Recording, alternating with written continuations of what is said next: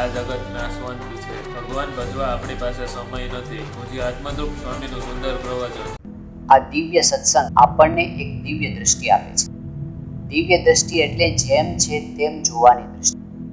એમાંની એક દ્રષ્ટિ એ સાંખ્ય દ્રષ્ટિ છે, સાંખ્ય વિચાર છે. સાંખ્ય વિચાર કેવો વિચાર છે કે આખું જગત જે આપણી આજુબાજુ દેખાય છે એ કેવું છે એ એનાથી આપણે સમજીશું. સાંખ્ય દ્રષ્ટિની અંદર બે પ્રકારની દ્રષ્ટિ આવે છે.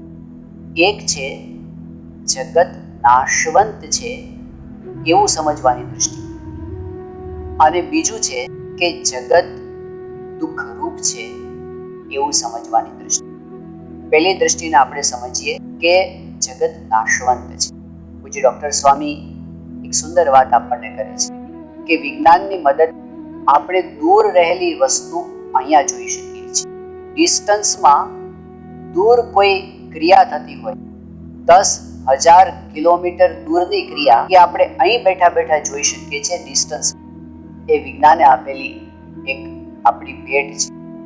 આધ્યાત્મિકતા આપણને શું શીખવાડે છે, સત્સંગ આપણને શું શીખવે છે કે ટાઈમમાં દૂરનું જોતા છે. અત્યારે જ જ્યાં આપણે બેઠા છીએ ત્યાં આપણે જે સ્થાનમાં બેઠા છીએ એ સ્થાનને આપણે ટાઈમમાં આગળ જોવાનો પ્રયત્ન કરવાનો છે. ફોર એક્ઝામ્પલ, અત્યારે આપણે 2021ની સાલમાં 2021માં બેઠા છીએ, પણ આપણે 21માં પહોંચી, એટલે કે આજથી 100 વર્ષ પછી. 100 વર્ષ પછી આપણે જે જગ્યા પર બેઠા છીએ એ જગ્યાને તમે જુઓ.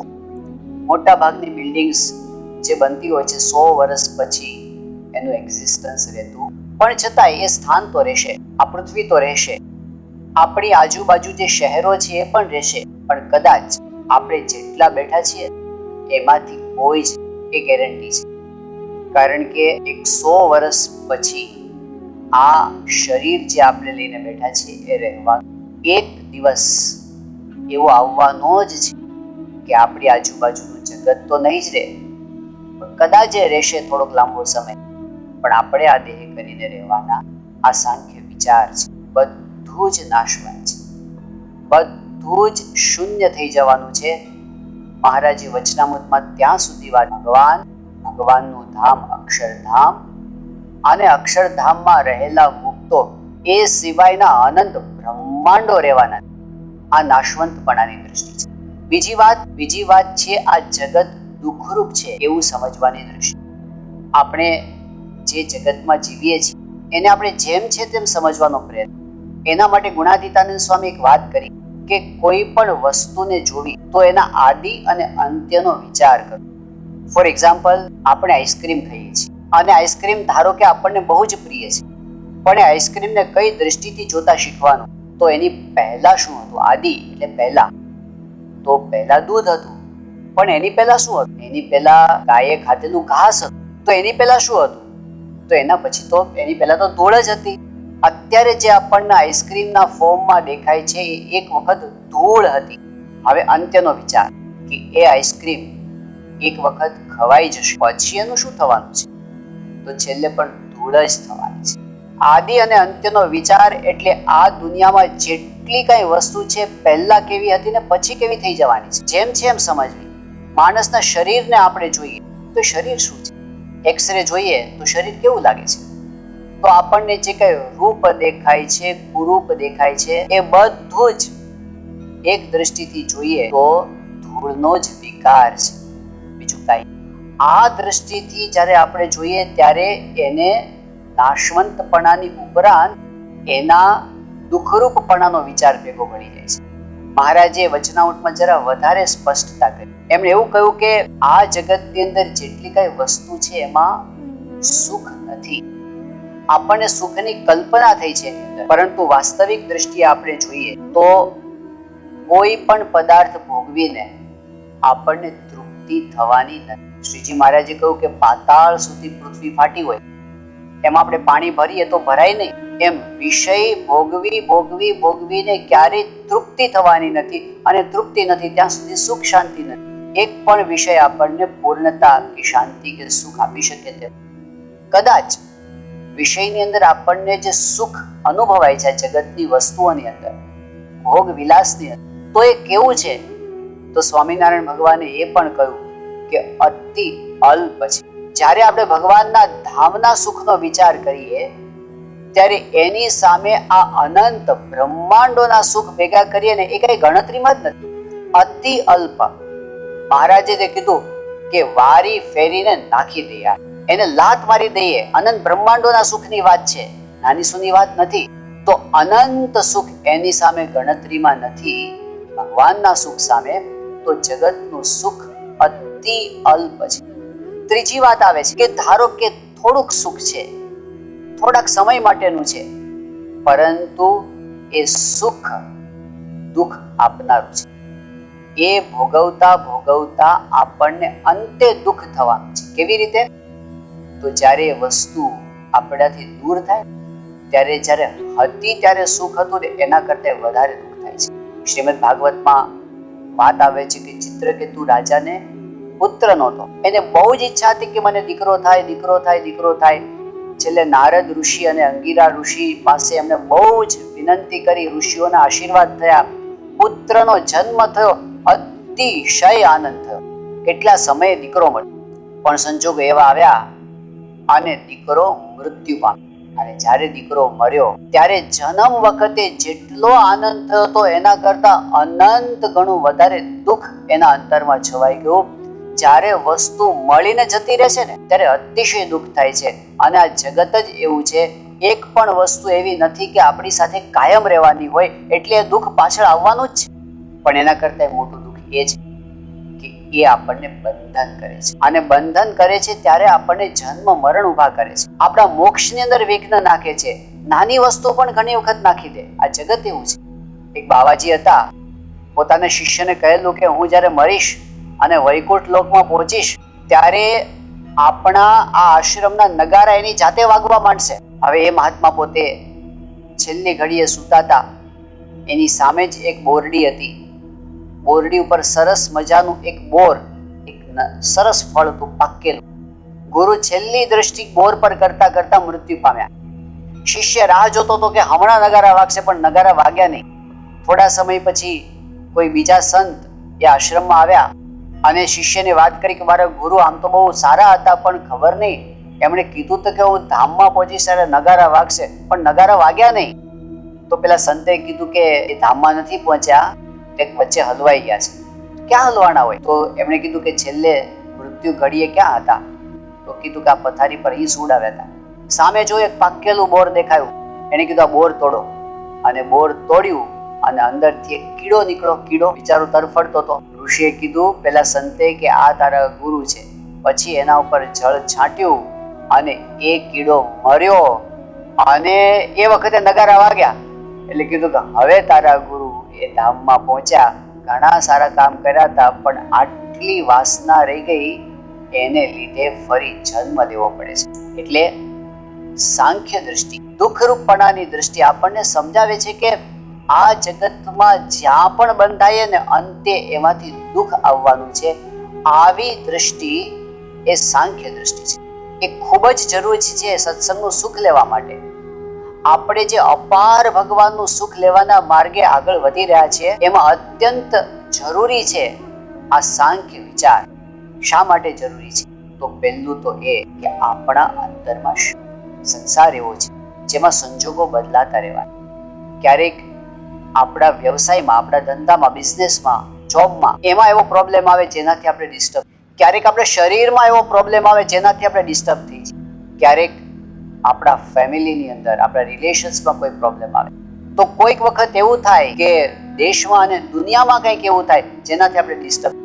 પણ એવા સમય આ સાંખ્ય વિચાર છે એ આપણને સ્થિર રાખે છે. ધારો કે આપણને એવી ખબર પડી જાય કે એક વીકમાં આપણે ધામમાં જવાનું છે. મહાન સ્વામી મહારાજ આપણને સ્પષ્ટપણે ફોન કરીને કહી દે કે નેક્સ્ટ વીકેન્ડ તમારી પાસે 7 દિવસ છે, નેક્સ્ટ વીકેન્ડમાં તમારે ધામમાં જવાનું છે. હું રવિવારે સાંજે 5 વાગે તમને ધામમાં લઈ જઈશ. હવે પાક્કું થઈ ગયું. હવે એક જ વીક છે અહીંયા. ધારો કે આ વાત નક્કી થઈ ગઈ, પછી શું થાય? પછી આપણી વૃત્તિઓ પાછી વળવા માંડે. અને પછી કંઈક નાના મોટા પ્રોબ્લેમ થાય ને, ફોર એક્ઝામ્પલ આપણે જમવા બેઠા અને જમવાની અંદર મીઠું વધારે પડી ગયું, સોલ્ટ વધારે પડી ગયું, એકદમ ખારું ખારું હોય, આપણને એકદમ ગુસ્સો આવી જાય કે આવું શું બનાવ્યું છે, અને આપણને બોલવાનું મન થઈ જાય કે આવડે છે કે નહીં. પણ એવા સમયે આપણને બીજો વિચાર શું આવે કે હવે ખાલી એક અઠવાડિયું જીવવાનું છે, શું કામ આપણને શાંતિ, આપણે માથાકૂટમાં કેટલાય ઝઘડા પર. આ દુનિયાના પ્રોબ્લેમ પણ થોડા ટાઈમ માટેના છે, અને આ દુનિયામાં કંઈક જાહો જલાલી છે પણ થોડા ટાઈમ માટેની છે. વાય ક્યું અપને શિર લેત બુરાઈ રહેના હે દિન દોય. શા માટે માથાકૂટ કરવી? તો આપણે ઘણા પ્રોબ્લેમમાંથી, અશાંતિમાંથી બહાર નીકળી જઈએ છીએ. Don't sweat the small stuff and it's all small stuff. દુનિયામાં એકેય વસ્તુ એવી નથી કે જેના માટે આપણે ચિંતા કરવી જોઈએ. તો સાંખ્ય દ્રષ્ટિથી આપણને શાંતિ રહે છે, અને શાંતિ રહે એટલે આપણે સત્સંગનું સુખ વધારે સારી રીતે લઈ શકીએ છીએ. એટલા માટે આ દ્રષ્ટિ જરૂરી છે. બીજી વાત એ કે આપણી જે આંધળી દોટ છે જગતના સુખ તરફ, વધારે પૈસા, વધારે ભોગવિલાસ, વધારે માન સન્માન, દિવસ રાત જે આપણે ઊંધું ઘાલીને દોડીએ છીએ ને, સાંખ્ય દ્રષ્ટિ આપણને પાછા વાળે છે. આપણે ટોલ્સ્ટોયની વાર્તા ઘણીવાર સાંભળી છે કે એક માણસને રાજાએ કહ્યું કે તું સવારથી સાંજ સુધીમાં જેટલું દોડે એટલી જમીન તારી. એ માણસ એટલું બધું દોડ્યો, હવે એને પાછા વળતા ભારે પડી ગયું, કારણ કે ત્યાં સુધી પહોંચવું તો પડે. અને છેલ્લે એને એટલો શ્રમ વેઠ્યો કે એના પહોંચવાના સ્થળ સુધી આવતા સુધીમાં તો એ ઢગલો થઈને પડ્યો ને ત્યાં મૃત્યુ પામ્યો. એ વખતે કોઈએ કહ્યું કે આ માણસને ફક્ત 7 કે 8 ફૂટ જમીનની જરૂર હતી, જેટલી જમીનમાં એની કબર કરવાની. તો આખી જિંદગી ગમે તેટલું દોડીએ, કશું સાથે આવવાનું, આપણે કાંઈ આ દુનિયામાંથી ભેગું લઈને જવાના નથી. એ સાંખ્ય દ્રષ્ટિથી આપણે કંટ્રોલ કરી શકીએ છીએ. અને આપણે જે અલ્ટિમેટલી કરવાનું છે, ગુણાતીતાનંદ સ્વામી કીધું, જ્યાંથી અચાનક ઉચાળા ભરવાના છે ત્યાં બહુ ઉદ્યમ કરે છે માણસ. આ દુનિયામાંથી અચાનક ઉચાળા ભરવાના છે, નક્કી નથી ક્યારે જવાનું થાય, એમાં બહુ ઉદ્યમ કરે છે. અને જ્યાંથી કોટી કલ્પે પણ ઉચાળા ભરવાના નથી, એટલે કે ભગવાનનું ધામ, એને અર્થે આપણે ટાઈમ નથી આપી શકતા, સત્સંગ માટે ટાઈમ નથી આપી શકતા. તો આમાંથી આપણે એક વિવેક કેળવી શકીએ કે જરૂર છે એટલું જરૂર કરવું, પણ બાકી દોડ કરીએ તો તૃષ્ણાનો તો કોઈ પાર જ નથી. સાંખ્ય દ્રષ્ટિથી આપણે પાછા વળી શકીએ છીએ, આપણે પ્રાયોરિટાઇઝ કરી શકીએ છીએ આપણા ટાઈમને, આપણી એનર્જીને, અને આપણે માપનું કરીએ જગત, પણ પછી આપણા આત્માનું કરવા માટે આપણે તૈયાર થઈ શકીએ છીએ. તો બીજું કારણ આ છે. ત્રીજો લાભ એ છે કે આ જગતનું બંધન આપણને ન થાય. પ્રમુખ સ્વામી મહારાજ ઘણી વાર કહેતા કે નાવ હોય, નૌકા હોય, બોટ હોય, એ પાણીમાં હોય એમાં કાંઈ વાંધો નથી, પણ નૌકામાં જો પાણી આવી જાય, બોટમાં પાણી આવી જાય તો વાંધા સિવાય કાંઈ. એમાં આપણે સંસારમાં રહીએ એમાં કંઈ વાંધો નથી, પણ સંસાર આપણામાં રહે તો બંધન થાય છે. આપણે 2 એક્ઝામ્પલને સમજીએ. જનક રાજા હતા, એની વાત મહારાજે વચનામૃતમાં બહુ વાર કરી છે. રાજ્ય સમૃદ્ધિની વચ્ચે રહ્યા હતા જનક રાજા પોતે, પણ છતાંય એ આ સાંખ્ય વિચારને લીધે નિર્લેપ હતા. એને રાજ્યનું બંધન નહોતું, અને એટલે રાજ્યમાં રહેવા છતાં પણ વિદેહી હતા, અને સુખદેવજી જેવાના પણ પોતે ગુરુ કહેવાયા. બીજી બાજુ ભરતજી રાજ્ય છોડીને વનમાં તપશ્ચર્યા કરવા ગયા છે, બધું જ છોડી દીધું છે, એકલા રહે છે જંગલમાં ત્યાગી થઈને. પણ એને અંતકાળે છેલ્લા વર્ષોમાં એક મૃગલીના બચ્ચાની અંદર બંધન, મૃગલીના બચ્ચા, અને એને લીધે એનો બીજો જન્મ મૃગ તરીકે આવ્યો. આ કેવું કહેવાય? આટલો બધો ત્યાગ કર્યા પછી પણ બંધન થઈ જાય છે જો સાંખ્ય ન હોય તો. જ્યાં ત્યાં હેત આપણને થઈ જાય તો. એટલે જે કૂતરા પાળતા હોય, બિલાડા પાળતા હોય ને ધ્યાન રાખવા જેવું છે. જો એમાં હેત રહી જશે તો એના પેટે જન્મ લેવો પડશે. આ સત્સંગનો સિદ્ધાંત છે, આધ્યાત્મિક સિદ્ધાંત છે. એટલે જનક રાજાની જેમ ભલે તમે રાજ્ય સમૃદ્ધિની વચ્ચે રહેતા હો, પણ સાંખ્ય વિચાર. જનક રાજા પોતે કહેતા કે મને આ ઘડીને આ ક્ષણમાં મને મૃત્યુ સામે દેખાય છે. હવે એ સામે દેખાતો હોય પછી શું ખાધું, શું પીધું, ક્યાં સૂતા, એ વિચાર ન રહે. સામે દેખાય કે આપણે આ બધું છોડીને જવાનું છે, એટલે કોઈ ખોટું કામ ન કરવું કે બંધાવું. સાંખ્ય વિચાર આપણને બંધનમાંથી છોડાવે છે. અને છેલ્લી વાત એ છે કે ભગવાનમાં વૃત્તિ આપણે રાખવી છે, તો એના માટે પણ આ સાંખ્ય વિચાર જરૂરી જરૂરી છે. બોટાદના શિવલાલ શેઠ આવા હતા, બહુ મોટા બિઝનેસમેન હતા, મોટા વેપારી હતા, નગર શેઠ હતા. એ વખતે એ 9 લાખ રૂપિયાના આસામી એટલે બિલિયન્સ ઓફ ડોલર્સ કહેવાય, બિલિયન્સ ઓફ પાઉન્ડ્સ કહેવાય, એના પોતે ધણી હતા. પરંતુ એમ છતાંય શિવલાલ શેઠ સંસારના બંધનથી પર ભગવાનમાં ધ્યાન કરવા બેસે તો 3-3 કલાક ધ્યાન ચાલે, ડિસ્ટર્બ થયા વગરનું ધ્યાન. આપણે માનસિક કરવા બેસી કેવું થઈ જાય છે, આપણે વિચારો બધા જગતના જ ચાલે. પણ શિવલાલ શેઠ એટલું સરસ ધ્યાન કરતા. એના પિતાશ્રી ભગાદોશીને થયું કે કેટલી શાંતિ છે આ શિવલાલ શેઠ, મને તો અશાંતિ, મારાથી તો ધ્યાન થતું જ નથી. એ શિવલાલને કહે કે શિવલાલ તારા જેવું ધ્યાન મને શીખવાડ. શિવલાલ શેઠ કે બેસો, ધ્યાન કરવા બેસાડે. આંખો બંધ કરો, આંખો બંધ કરી. પછી શિવલાલ કે પિતાજી હવે છે ને આપણે બોટાદ શહેરમાં રહીએ છીએ તો તમે એમ માનો કે આખું બોટાદ શહેર બળી ગયું. ભગાદોશીને આંચકો લાગ્યો. શિવલાલ કે પિતાજી આપણે ખાલી વિચાર કરવાનો છે. એમણે કીધું હા સારું બળી. પછી કે બોટાદ બળી જાય તો આપણું ઘર બાકી રહે. આપણું ઘર બળી ગયું, આપણી દુકાન બળી ગઈ, આપણું કુટુંબ બળી ગયું, આપણી સંપત્તિ બળી ગઈ, આ દેહ બળી ગયો, એની રાખ થઈ ગઈ. હવે રાખ ઉપર બેસીને તમે ધ્યાન કરો. તો ભગાદોશી ઊભા થઈ ગયા. એ કે શિવલાલ તારું ધ્યાન તારી પાસે રાખ, આવું મને ન ફાવે. તો બધું જ રાખ કરી દેતા અને થવાનું જ છે, હકીકત છે. પરંતુ એ દ્રષ્ટિ શિવલાલ શેઠે કેળવી અને એને લીધે એ પોતે સુખેથી ભજન કરી શકતા હતા. તો આપણે ભજનનો આનંદ લેવો છે ને, સુખ લેવું છે ને, તો એના માટે પણ આ સાંખ્ય વિચાર એ ખૂબ જરૂરી છે.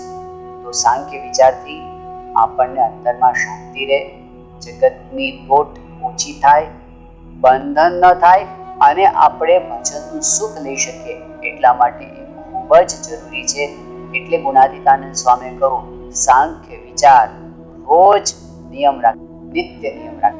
હનુમાન સ્વામી મહારાજે સત્સંગ દીક્ષા ગ્રંથમાં કહ્યું પ્રત્યહમ અનુસંધેયા જગતો નાશશીલતા આત્મનો નિત્યતા ચિંત્યા સચ્ચિદાનંદ રૂપતા. જગત એ નાશશીલ છે, નાશ પામી જવાનું છે.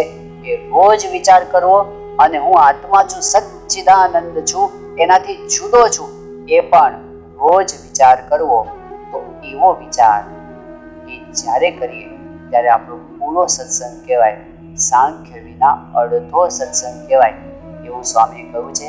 તો આજના દિવસે આપણે મહારાજ સ્વામી બાબા મહાન સ્વામી મહારાજના ચરણોમાં પ્રાર્થના કરીએ કે આપે અમને આ દિવ્ય સાંખ્ય દ્રષ્ટિ આપી છે. એ દ્રષ્ટિને હૃદયમાં ધારી અને અમે પૂરેપૂરો સત્સંગ યથાર્થપણે કરીશું. યાત્રા